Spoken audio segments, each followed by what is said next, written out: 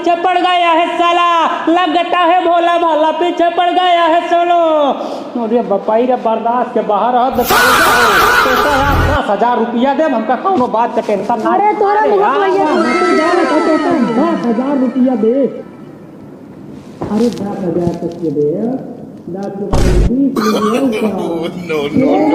अरे सोने का हटा करके ये सारे बुढ़ो क्या भैया ये एकदम खा ले जा तू। हां का होत भाई, का होत बा पूछा नहीं हम का होत बा, कुछ ना का होत का करत रे बुढ़वा, कुछ ना दे हम का करबाई।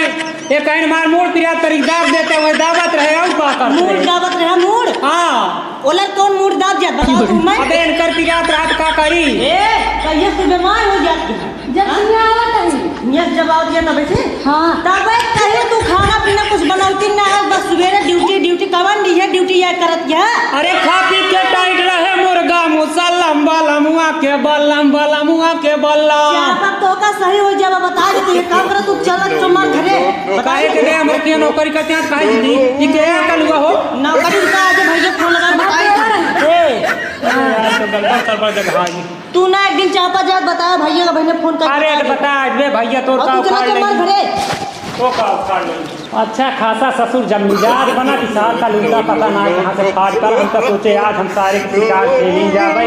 जब शिकार खेले के बारी आए माने तो रही दुल्हनिया मान से गई, लेकिन इंसान निकम्मा पता ना कहाँ से फाड़ गई, जैसे टंगिया धरे ऊपर वैसे 10 आदमी कहाँ से पहुँच गया।